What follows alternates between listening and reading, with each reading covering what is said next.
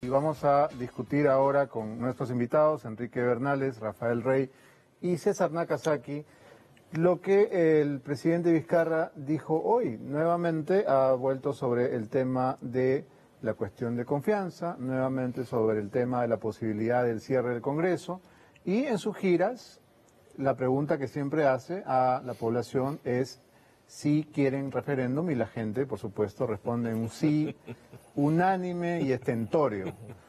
La pregunta es, Enrique, ¿esto es posible cuando el presidente de la República hizo todos estos anuncios el 28 de julio?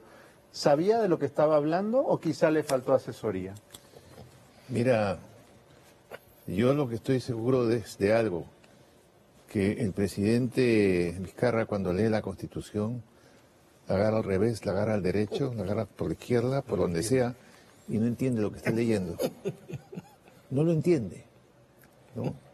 Y no es que la lea porque no la entienda, porque no es ingeniero, sino porque no está, su inteligencia no está adaptada a la comprensión de un texto que es tan estructurado, tan unificado de un texto con otro. Y voy a tratar muy brevemente de ponerle manifiesto que no entiende de qué está hablando.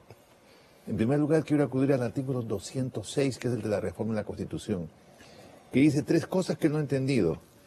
En primer lugar, que toda reforma constitucional, dice la Constitución, debe ser aprobada por el Congreso, no por él, no por él, con mayoría absoluta del número legal de sus miembros y ratificada mediante referéndum, pero puede omitirse el referéndum cuando el acuerdo del Congreso se obtiene por dos legislaturas ordinarias.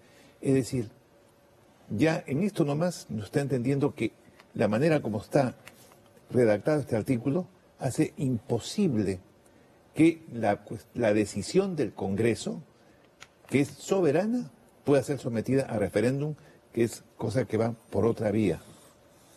Pero no solamente eso, sino que más adelante este propio artículo constitucional sobre la reforma dice: la ley de reforma constitucional no puede ser observada por el presidente de la República. Me temo que no llegó a esa parte. Porque quien no puede lo más, tampoco puede lo menos. Es decir, este es un texto lacrado. A mí me hubiera gustado que la Constitución también tuviera la posibilidad de una reforma constitucional que se haga por asamblea constituyente. Pero no se puede, porque el texto está hecho para que el dueño de la reforma sea el Congreso soberano. Y por último, la única opción que este artículo de la Constitución le entrega al presidente está en el último párrafo de este artículo. La iniciativa de reforma constitucional corresponde al presidente de la República con aprobación del Consejo de Ministros, a los congresistas, etc. No tiene otra capacidad que la de presentar un proyecto de ley al Congreso. Así es.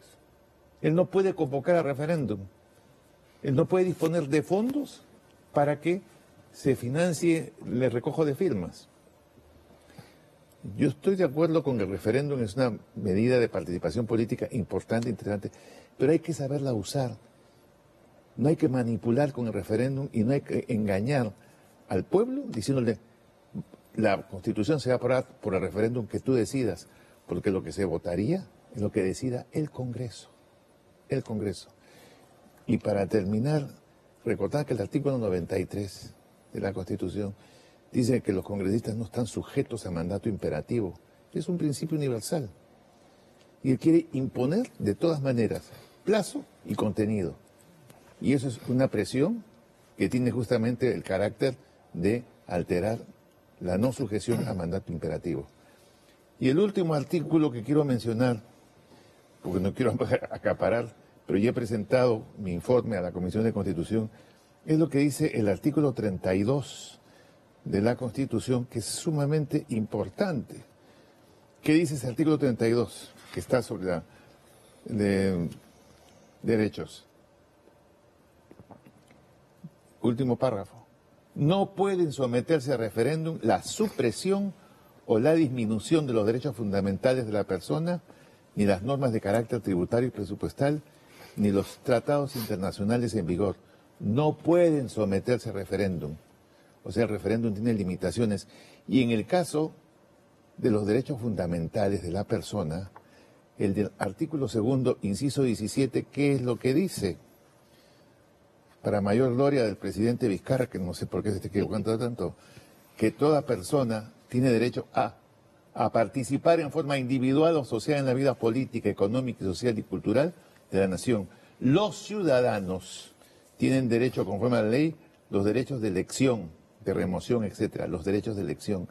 Es decir, los derechos políticos de elegir y ser elegido están protegidos porque están considerados en esta Constitución como derechos humanos, y por si fuera poco, está también como tal en la Declaración Universal de Derechos Humanos, en el Pacto Internacional de Derechos Civiles y Políticos de las Naciones Unidas y en el Tratado Americano de Derechos Humanos. Entonces, ni por un lado ni por el otro. Habrá que buscar otra solución si se quiere cómo se arregla la cuestión de la no reelección o de la reelección solo de unos y otros no. Pero ese punto no puede someterse a referéndum, porque la Constitución lo impide.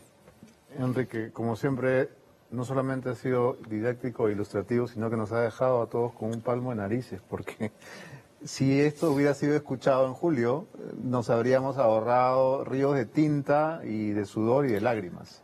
Porque es la prueba que el presidente no ha leído la Constitución, no la ha leído.